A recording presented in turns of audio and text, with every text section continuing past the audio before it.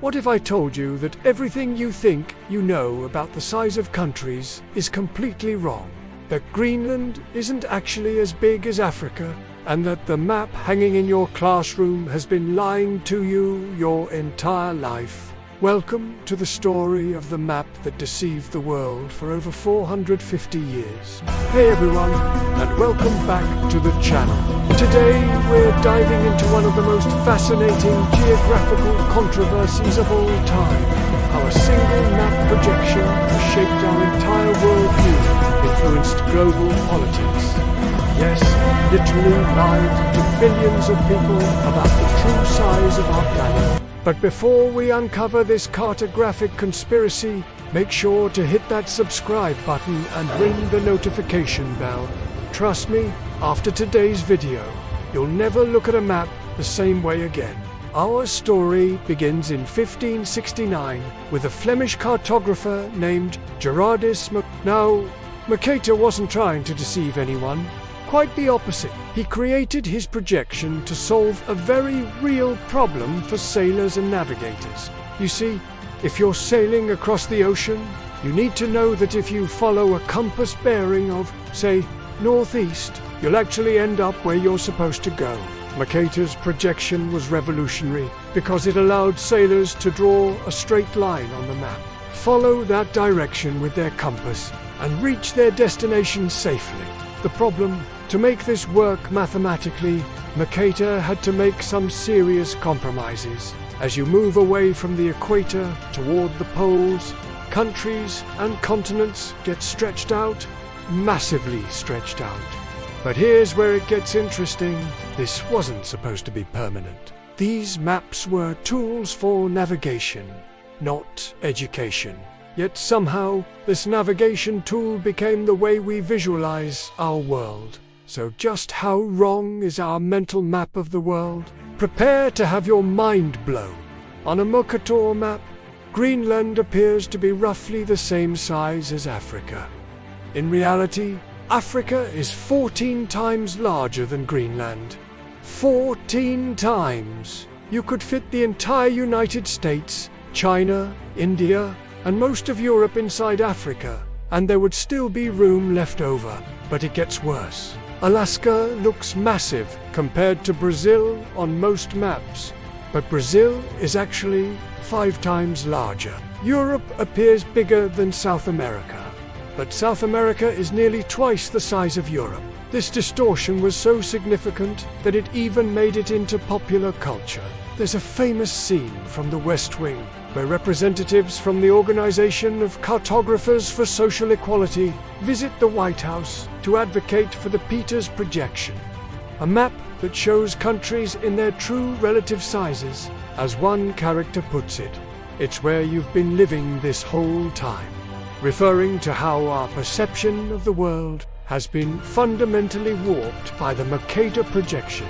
Now, you might be thinking, okay, so some countries look bigger than others on a map.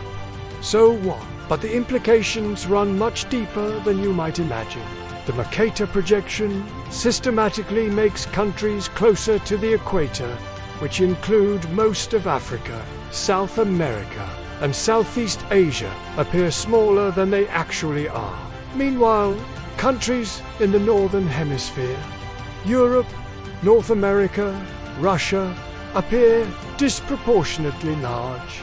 Critics argue that this has reinforced colonial and Eurocentric worldviews for centuries. When European powers were colonizing much of the world, having maps that made Europe look larger and more prominent than equatorial regions may have subconsciously reinforced ideas about global importance and power. Even today, most classrooms around the world still use Mercator-based maps. This means generations of students have grown up with a fundamentally distorted view of our planet's geography. Some educators argue this contributes to ongoing biases about global significance and development. So if the Mercator projection is so problematic, why don't we just use something else? Well, it's complicated.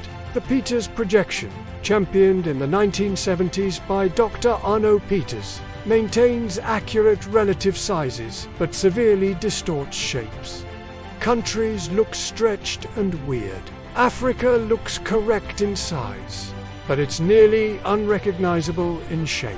There's the orthograph projection, which won Japan's Good Design Award. The wrinkled triple projection used by National Geographic and dozens of others. Each has trade-offs between size, accuracy, shape preservation, and directional correctness. Fortunately, we now have tools like the True Size of website, where you can drag countries around and see their real size relative to others. It's absolutely mind-blowing to drag Greenland down to the equator and watch it shrink to its actual size. And with GPS and digital navigation, we don't really need the Mercator projection for its original purpose anymore. You might wonder why any of this matters in our digital age. Here's why. Our mental maps influence how we think about global issues.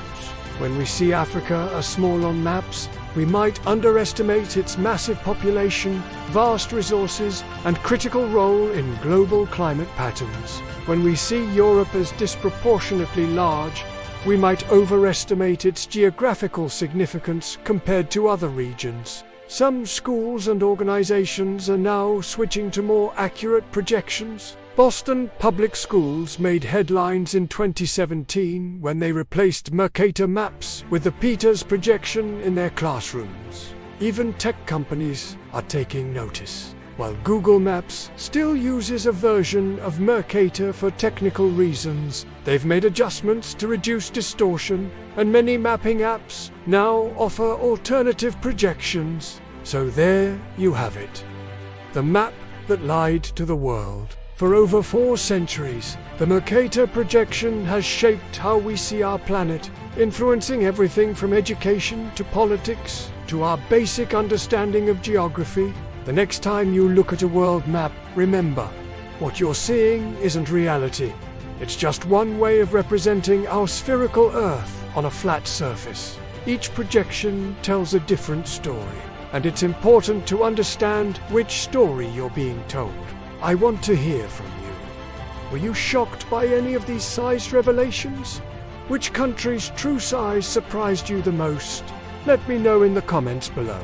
And if this video changed how you see the world, literally, make sure to give it a thumbs up, subscribe for more fascinating geographical mysteries, and hit that notification bell so you never miss an upload.